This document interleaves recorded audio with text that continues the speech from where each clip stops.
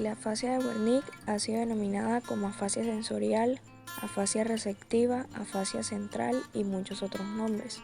Sus características clínicas son suficientemente evidentes y bien definidas. Esta es el resultado de un daño al lóbulo temporal del cerebro.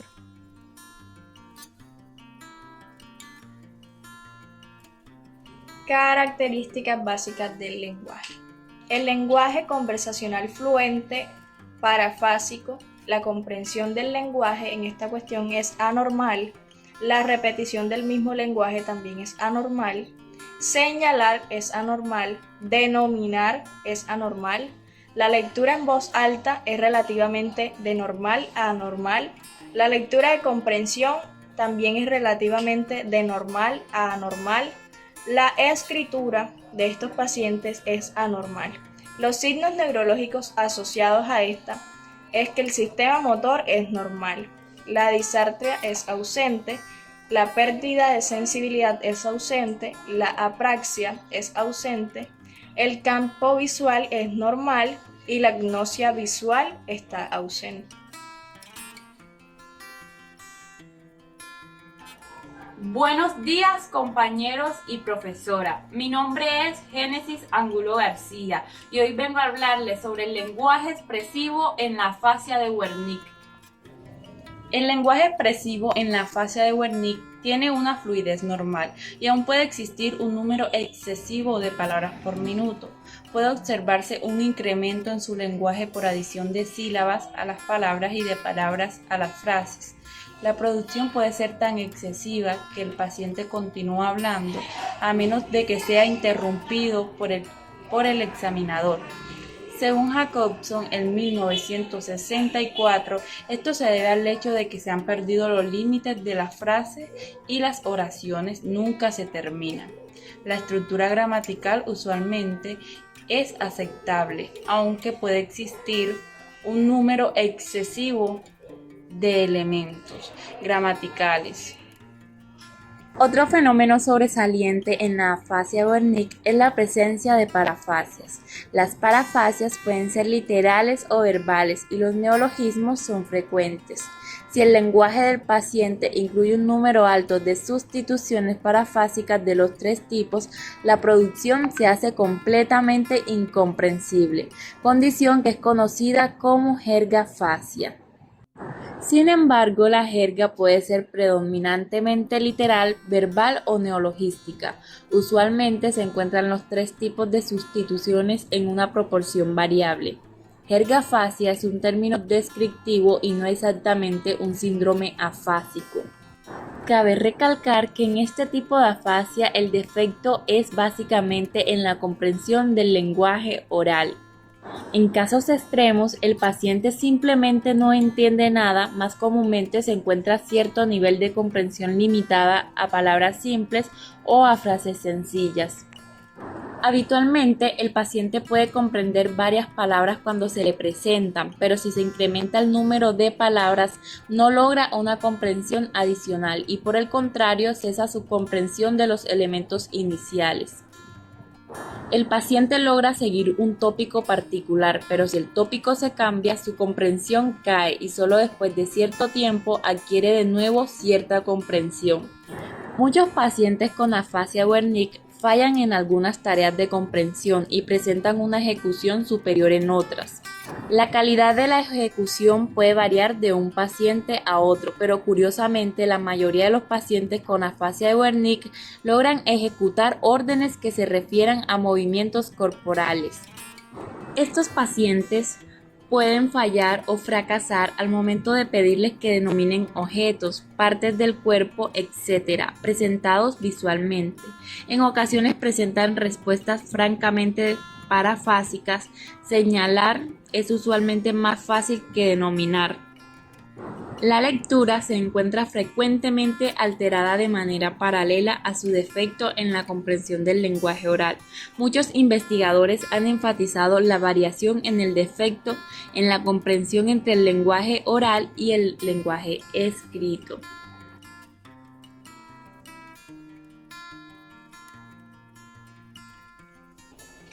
Muy buenos días para todos, mi nombre es Catherine Polo Gallego y hoy les vengo a hablar un poco sobre las áreas de la afasia de Wernicke. El síndrome completo de afasia de Wernicke se encuentra en las lesiones extensas de la región temporal posterior, superior, incluyendo la circunvolución temporal superior y media. Y frecuentemente se extiende a las regiones angular, supramarginal e insular. Las lesiones profundas que interrumpen las aferencias a la corteza temporal, es decir, las lesiones del istmo temporal, pueden causar un defecto similar en el lenguaje.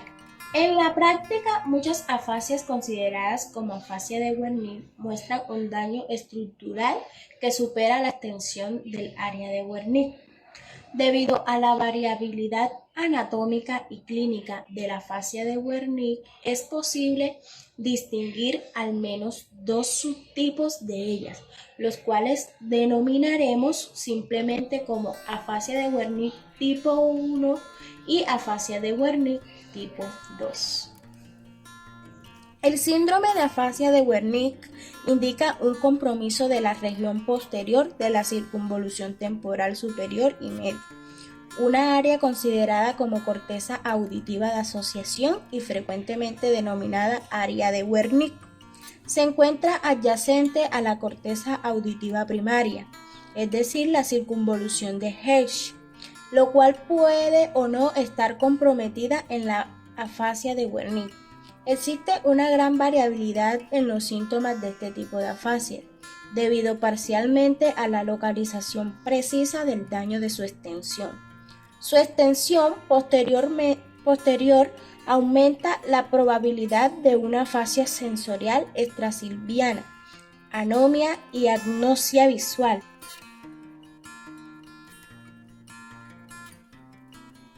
Muy buenos días, compañeros y profesora. Mi nombre es María Posada. En el día de hoy vengo a hablarles un poco sobre la afasia de Wernicke tipo 1. Muy buenos días, compañeros y profesora. Mi nombre es María Posada y les vengo a hablar un poco sobre la afasia de Wernicke tipo 1.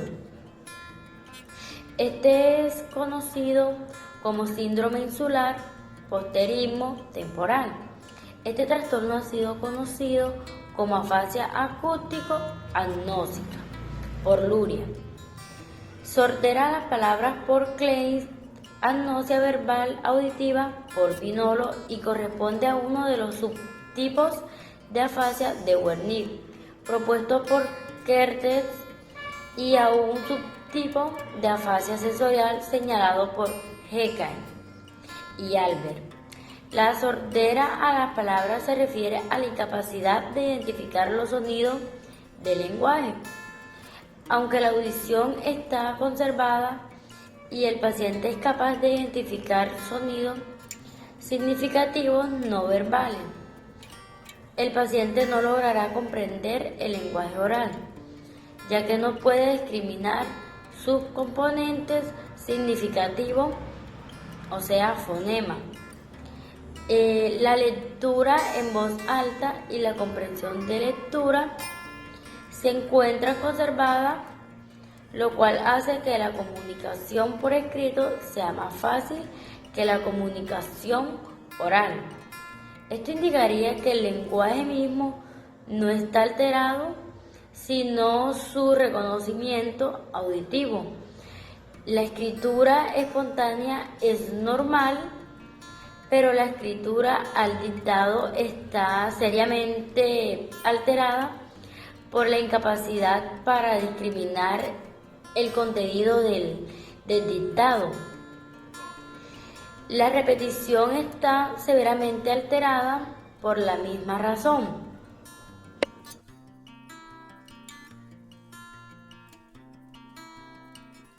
Esta afasia es un síndrome de la circunvalación temporal superior y media.